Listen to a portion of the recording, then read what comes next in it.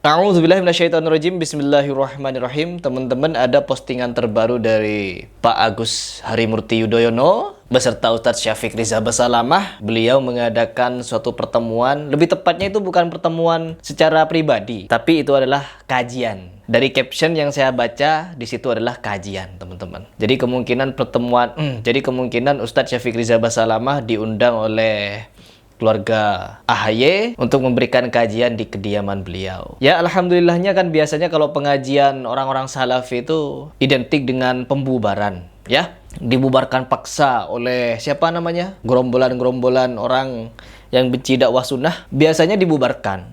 Tapi alhamdulillah pada kajian Pak AHY tidak ada massa yang membubarkan kajian beliau. Entah kenapa gak berani atau bagaimana gak membubarkan. Kan bahaya. Kajian orang Salafi kan berbahaya kalau menurut mereka. Harusnya dibubarkan, ya. Coba kita simak dulu seperti apa kehangatan kajian yang ada di kediaman Pak AHY. على ربى الأنس شيدنا مدارسنا بالآي نروي فؤادا كان عطشانا أهلا وحبا وتشريفا بمقدمكم بمدرساتهم دار السعد ألوانا على ربى الأنس شيدنا مدارسنا بالآي نروي فؤادا كان عطشانا أهلا وحبا وتشريفا بمقدمكم بمدرساتهم دار السعد ألوانا بمدرساتهم دار السعد ألوانا.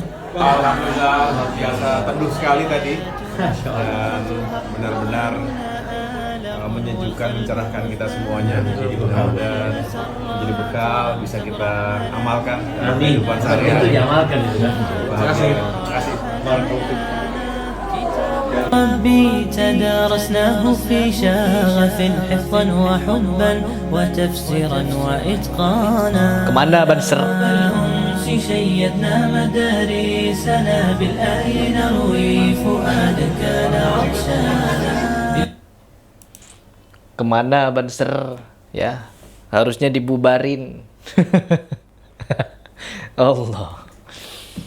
Di sini kita bisa melihat, teman-teman, bahwa dakwah-dakwah orang Salafi ini semakin dihujat, semakin difitnah, semakin diberikan ya kesan-kesan yang buruk. Tetapi orang yang mau berpikir secara rasional, berpikir secara cerdas, berpikir secara intelek, mereka akan menerima, open kepada dakwah Salafi. Ya, meskipun ada kemungkinan isu-isu yang untuk dibangun karena ada pertemuan ini atau kajian di tempat kediamannya Pak AHY, kita bukan mengarah ke sana. Kita melihat kehangatan yang terjadi saja. Bahwa di antara mereka saja kita bisa menyaksikan Ustadz Syafiq diterima. Bahkan kalau kita bisa menyaksikan, ada juga beberapa golongan yang tidak ada henti-hentinya untuk memfitnah orang-orang Salafi agar jatuh, agar dibenci, agar dimusuhi, agar dibubarkan, agar. Tapi pada ujung-ujungnya dakwah Salafi ini semakin meluas, ya. Dan mereka yang benci kepada Salafi semakin panas, ya. Hati mereka semakin panas. Kebencian mereka semakin terbangun, teman-teman.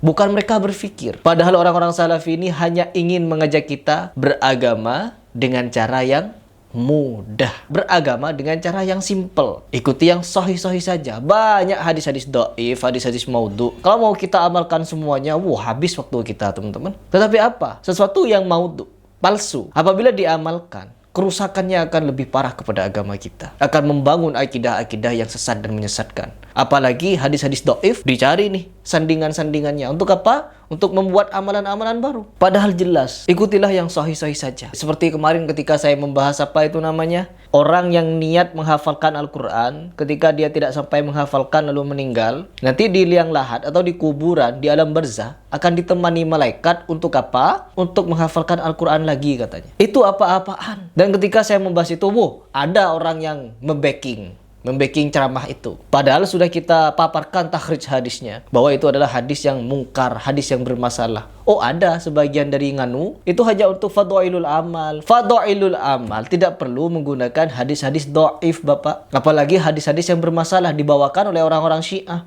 Gak perlu, Bapak. Keutamaan menghafal Al-Quran di dalam hadis-hadis yang sahih sudah membeludak, Bapak. Sudah banyak. Tidak perlu menggunakan hadis dhaif dan hadis maudhu. Hadis dhaif dan maudhu perlu kita simpan untuk apa? Untuk berhati-hati, barangkali ada yang mengajarkan. Yang perlu kita amalkan apa? Hadis sahih. Oh enggak, kalau mereka Abu Lahab di neraka mendapatkan kenikmatan karena mencintai Nabi Muhammad atau bahagia dengan lahirnya Nabi Muhammad. Itu bukan Abu Lahab gembira dengan lahirnya Nabi, seorang Nabi. No, Nabi Muhammad lahir sebagai manusia biasa, bukan Nabi, bayi biasa, bayi laki-laki. Wajar semua paman-paman Nabi Muhammad bahagia karena lahirnya seorang ponaan laki-laki, anak laki-laki. Kenapa? Kalau lahir perempuan dibunuh katanya pada waktu jahiliyah dulu. Apalagi Nabi Muhammad terlahir ganteng, tampan, sempurna, gak bahagia orang? Bahagia. Tetapi apa? Ketika Nabi Muhammad diangkat sebagai Rasul, apakah cinta itu tetap? Apakah kebahagiaan itu tetap? Tidak.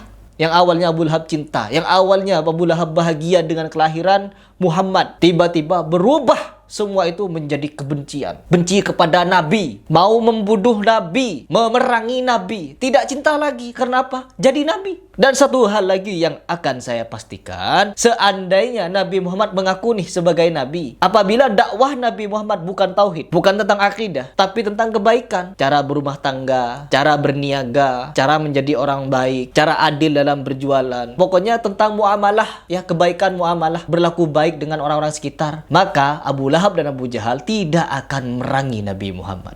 Tetapi ketika Nabi Muhammad mendakwahkan tauhid, mendakwahkan akidah, perang, ya, berkecamuk, teman-teman. Karena apa? Berbahaya. Harga yang harus dibayar oleh Nabi Muhammad adalah nyawa ketika mendakwahkan tauhid. Pamannya syahid. Sahabat-sahabat Nabi banyak yang syahid di medan peperangan.